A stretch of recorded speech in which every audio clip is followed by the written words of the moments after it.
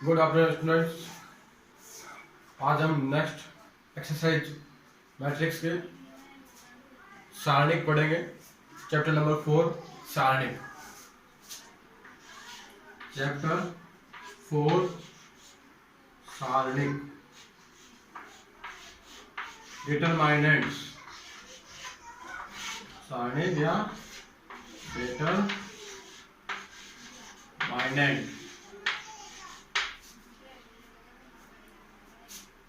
सारणिक क्या है? सारणिक एक वर्ग आव्यूह है। आप लोगों ने क्लास 10th में गुणनखंड पढ़े थे, जैसे x square minus 6x plus 5। यह एक गुणनखंड है। इसमें हम केवल जो है इसको गुणनखंड कर सकते हैं। इसमें हम कभी भी x का मान नहीं निकाल सकते जब तक कि इसके बराबर में कुछ और नहीं दिया जाए। जब गुणनखंड को जब हम बहुपद को समीकरण के रूप में लिखते हैं तभी हम x के मान निकाल सकते हैं। ठीक उसी प्रकार से हमने देखा है कि दो मैट्रिक्स को जोड़ने पर वापस मैट्रिक्स का रूप ही आता है। दो मैट्रिक्स को घटाने पर या दो मैट्रिक्स का गुणा हमें वापस मैट्रिक्स ही प्राप्त होता है। हमें उस मैट्रिक्स का मान नहीं प्राप्त होता। तो हमें मैट्रिक्स का मान प्राप्त करना है। इसके लिए हमने इस मैट्रिक्स को सारणिक के रूप में लिखा। तो सारणिक एक हमेशा स्क्वायर मैट्रिक्स वर्ग आव्यूह होगा। जैसे हमने लिखा 5। इस प्रकार से दिया मैट्रिक्स होती। ऐसे मैट्रिक्स जिसमें एक ही पंक्ति तथा एक ही स्तंभ है, इसका हम अभी मान नहीं निकाल सकते क्योंकि यह मैट्रिक्स के रूप में। अगर हम इस प्रकार से इसको लिखें 5, तो ये हो गया सारणिक और इसका हल होगा 5। तो सारणिक का हम संख्यात्मक रूप से मान निकाल सकते हैं, लेकिन मैट्रिक्स एक हमेशा ये बॉक्स का रूप ही रहेगा। एक मैट्रिक्स है 2x2 की 1 2 3 4। अगर हमें कहा जाए इस मैट्रिक्स का मान ज्ञात करो, तो मैट्रिक्स का मान ज्ञात करना संभव नहीं है। हम सारणिक का मान ज्ञात करने हैं। हम इसको सारणिक के रूप में लिखते हैं 1 2 3 4। तो ये 1 गुणा 1 का वर्ग आव्यूह था, जिसको हमने सीधा लिखा। अगर ये 2x2 का सारणिक है, पहले हम ऊपर से नीचे की तरफ गुणा करेंगे। 4 गुणा 1 4, आगे हमेशा माइनस का चिन्ह आएगा। फिर ऊपर से नीचे गुणा करेंगे, 3 दूनी 6, 4 माइनस 6 माइनस का 2। इस प्रकार से ये 2x2 की मैट्रिक्स हल होती है। इसी प्रकार से अगर 3x3 का मतलब 3 पंक्ति तथा 3 स्तंभ का वर्ग आव्यूह हो तो 1 2 3 4 5 6 7 8 9। अब हम देखेंगे कि 3 गुणा 3 के सारणिक का मान किस प्रकार से निकाला जाता है। हम इसका विस्तार किसी भी पंक्ति या किसी भी स्तंभ के अनुदिश कर सकते हैं। हम इसका पंक्ति R1 के अनुदिश विस्तार करके मान ज्ञात करेंगे। तो हमने पहले लिया 1, ये पहला अवयव। जब हमने 1 लिया तो इसके सामने की पंक्ति तथा स्तंभ के मान छोड़ देते हैं। बाकी बचे हुए मान हम लिखते हैं सारणिक के रूप में। एक बार और 5 6 8 9। फिर हम लिखते हैं 2। अब 2 हमने ये बीच का अवयव लिया है, तो बीच की स्तंभ तथा ये पंक्ति गई, तो इसके सामने मान आएंगे 4, 6, 7, 9। 4, 6, 7, 9 तथा लास्ट हो गया 3। यह है पंक्ति और यह स्तंभ छोड़ने पर 4, 5, 7, 8। अब हमें इनके बीच में भी चिन्ह लगाने हैं। इसके चिन्ह हम इस प्रकार से देखते हैं कि यह है हमारा पहली पंक्ति तथा पहले स्तंभ का अवयव था। यह हमारा था A11। ये जो 1 हमने लिखा है A11 है। तो पंक्ति और स्तंभों की संख्या हम जोड़ेंगे। अगर पंक्ति और स्तंभों की संख्या का योग सम संख्या आती है तो हमें प्लस का चिन्ह लगाना है। तो ये हो गया +1। फिर हमने लिखा है 2। यह है पहली पंक्ति तथा दूसरे स्तंभ का अवयव है। पंक्ति और स्तंभों की संख्या जोड़ते हैं तो आता है 3, जो कि एक विषम संख्या है। जब भी पंक्ति व स्तंभों की संख्या का योग विषम संख्या आता है तो हम माइनस का चिन्ह लगाएंगे। फिर हम देखते हैं 3। यह हमारे पहली पंक्ति तथा तीसरे स्तंभ का अवयव है। पंक्ति और स्तंभों की संख्या एक का योग एक सम संख्या प्राप्त होती है। जब जब हमें योग सम आएगा हम प्लस लगाएंगे तथा जब योग माइनस आएगा, विषम आएगा, तो माइनस लगाएंगे। अब 1 हमने अभी 2/2 का हल करने सीखा था। पहले हम ऊपर से नीचे गुणा करेंगे। 5 9 45। आगे हमेशा चिन्ह माइनस का आएगा। फिर ऊपर से नीचे गुणा करेंगे। 6 8 48 -2 गुणा, ऊपर से नीचे गुणा करेंगे।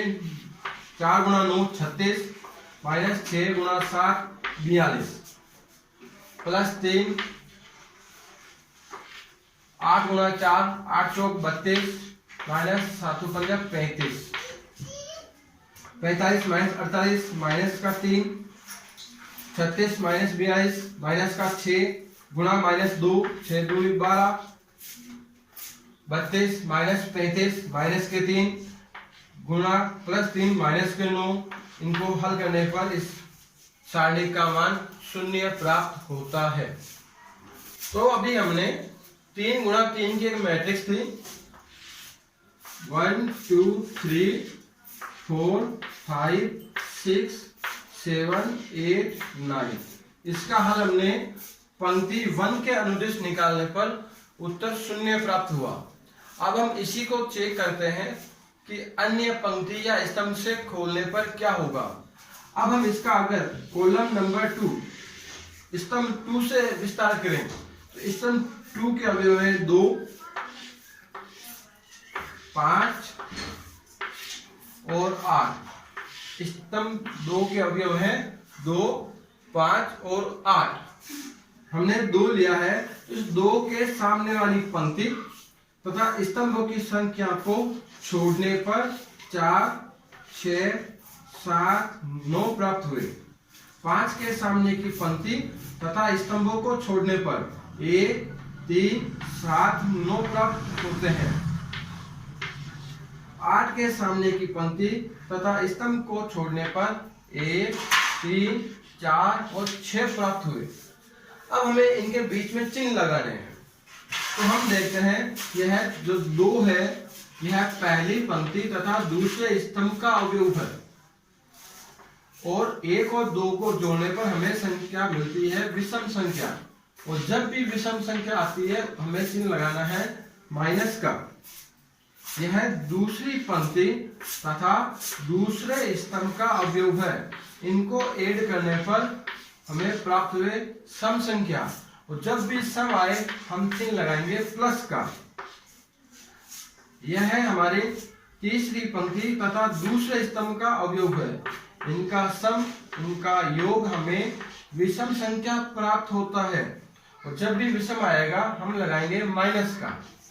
तो हम यहाँ पे देखते हैं ये चिन्ह हमेशा एकांतर क्रम में आते हैं। अब हमने अभी विस्तार किया था -2, पहले ऊपर से गुणा करेंगे, 9 चौक 36 माइनस 6 7 42 प्लस 5 9 एकम 9 माइनस 7 21 माइनस 8 6 एकम 6 माइनस 12 माइनस 6 गुणा -2 प्लस 12 माइनस 12, तो 12 पंजे 60 माइनस के 6 गुणा -8 प्लस के 48, उत्तर आ गया 60 माइनस 60 बराबर 0। तो हम इस प्रकार से किसी भी पंक्ति और किसी भी स्तंभ के अनुदिश इसका विस्तार करके हम 3 गुणा 3 अवयव का मान निकालेंगे, उत्तर हर बार बराबर प्राप्त होगा। यह एक एक्सरसाइज का क्वेश्चन है।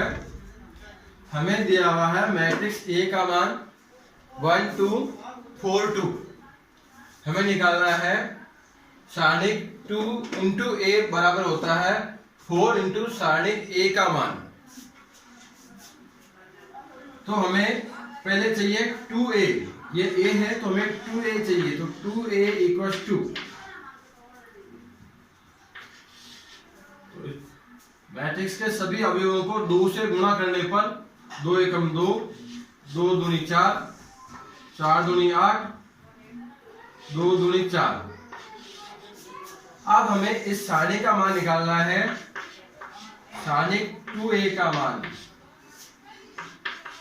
हम इसको लिखेंगे 2 4 8 4, और हमने 2/2 को गुणा करने सिखाया था हल करने का।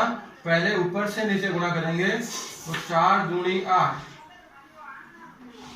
माइनस 8 चौक 32, तो उत्तर आए हमारे माइनस के 24।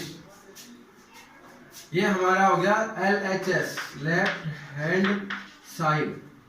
अब हम RH को LHS को हल करेंगे, तो ये लिखा हुआ है 4 गुणा सारणिक ए, तो 4 गुणा 1 2 4 2, तो 4 गुणा 2 एकम 2 माइनस 4 दूनी 8, तो 4 गुणा -6 माइनस 24।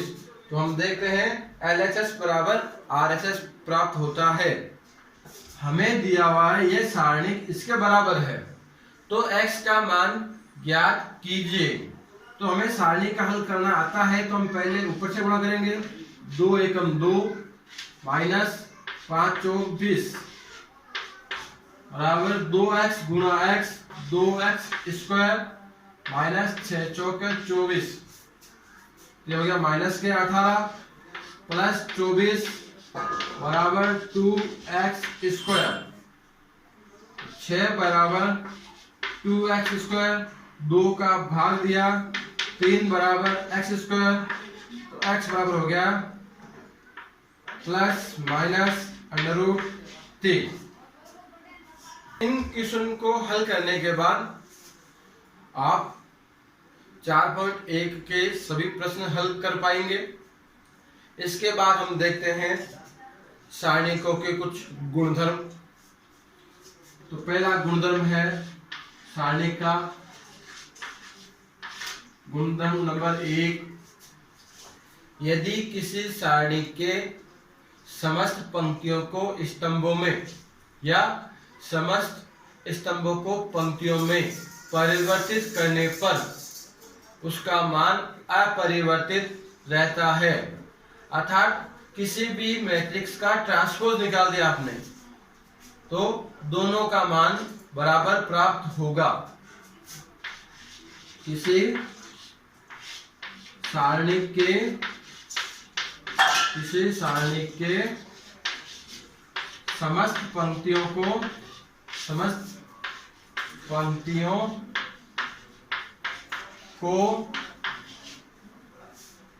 स्तंभों में या समस्त स्तंभों को पंक्तियों में परिवर्तित करने पर मान अपरिवर्तित रहता है।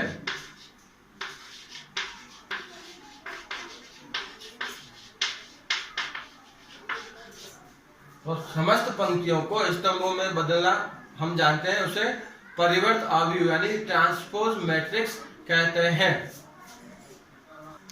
किसी भी सारणी को हम इस चिन्ह से डेल से भी व्यक्त करते हैं, या इसको हम डेट से भी लिखते हैं। डेट ए इक्वल टू सारणी ए इक्वल टू, तो हमें ये एक सारणी दी हुई है, पहले हम इसका मान निकालते हैं, फिर हम इसके पंक्ति और स्तंभों को चेंज करके देखेंगे। पहले इसका मान निकालते हैं। तो पहले इसका विस्तार अब की बार हम पंक्ति 2 के अनुदिश करते हैं। 6 0 4,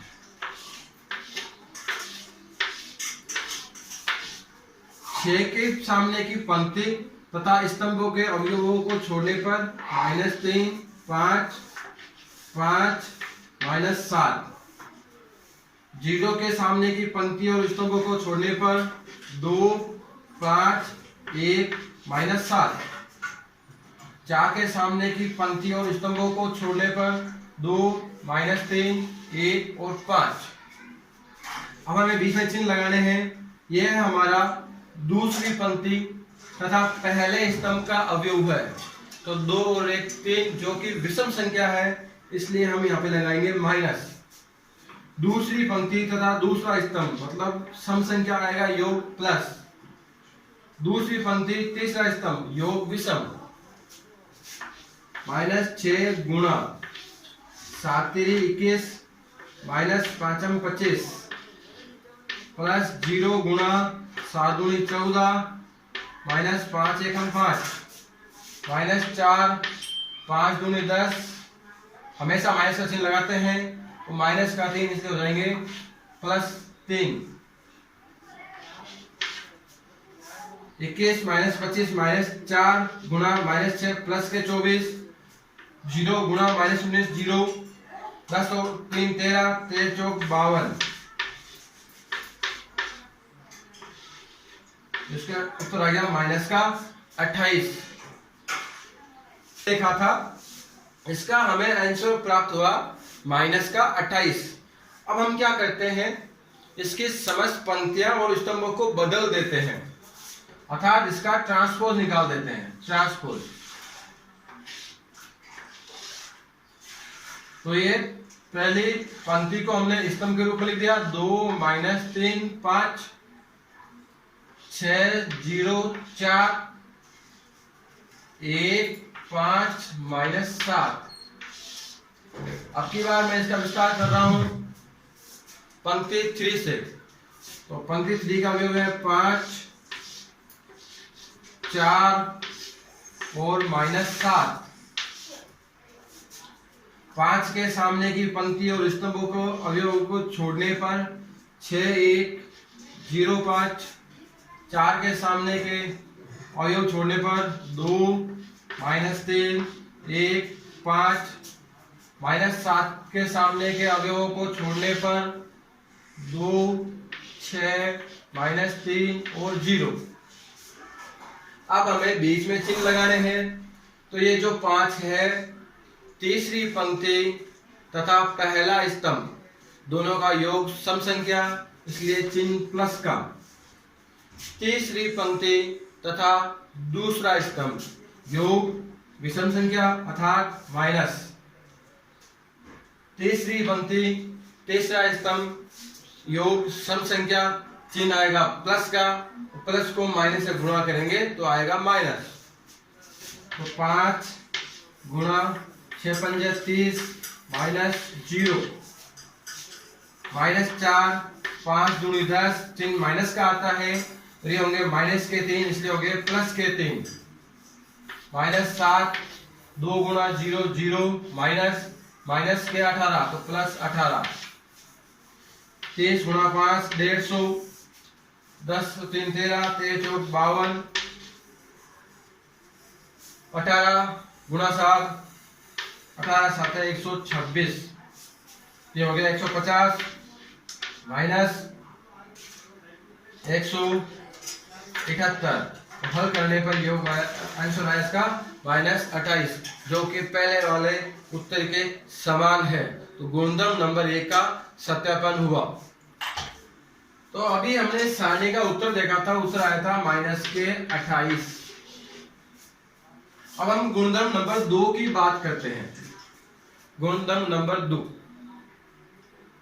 तो गुणनफल नंबर 2 यह है कि एक सारणी के एक पंक्ति या स्तंभ को आपस में परिवर्तित करने पर मान जो होता है उसका चिन्ह बदल जाता है। जैसे सारणी के है, तो हम बात कर रहे हैं सिर्फ एक पंक्ति या एक स्तंभ को आपस में बदलना है। यह है स्तंभ नंबर 1, यह है स्तंभ नंबर 2, कॉलम 1 कॉलम 2। कॉलम की जगह कॉलम से चेंज करेंगे, हम कॉलम नंबर 2 को आगे ले आते हैं -3 0 5, और इसको चेंज कर दिया 2 6 1 5 4 -7। इसका हम विस्तार करते हैं तो हम देखेंगे, इसका हम विस्तार कर रहे हैं स्तंभ नंबर 3 से 5 4 -7, 5 के सामने के पंक्ति और स्तंभों के अवयवों को छोड़ने पर 2 5 6 4, 1 के सामने के छोड़ने पर -3 0 5 4 -3 0 2 6। इनके बीच के चिन्ह देखते हैं। पहली पंक्ति तीसरा स्तंभ प्लस, दूसरी पंक्ति तीसरा स्तंभ माइनस, और ये प्लस होगा, प्लस को माइनस से गुणा करेंगे तो माइनस आएगा। तो 5 4 दूनी 8 -30 -4 -12 -0 -7 -18 -0 8 -30 -22 22 पंजे 110 -12 -4 प्लस के 48 प्लस 18 7 126। हल करने पर -110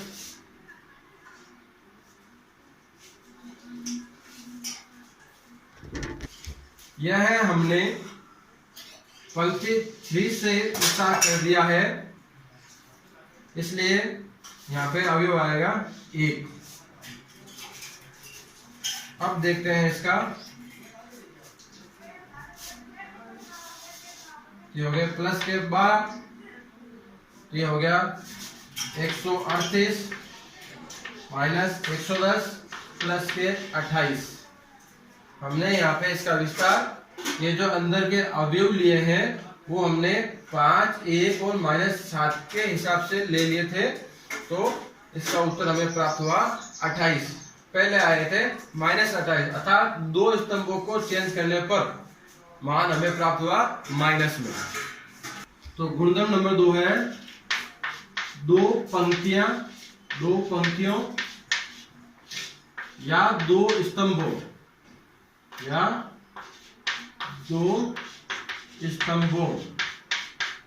को आपस में बदलने पर पंक्ति को पंक्ति से ही बदलना है, स्तंभ को स्तंभ से ही बदलना है। बदलने पर चिन्ह बदल जाता है। अगर पहले उत्तर प्लस के अटैच आएंगे तो फिर बाद में माइनस अटैच आएंगे। गुणनफल नंबर 3, यदि किसी भी सारणी के 2 पंक्तियां या 2 स्तंभों के मान समान हो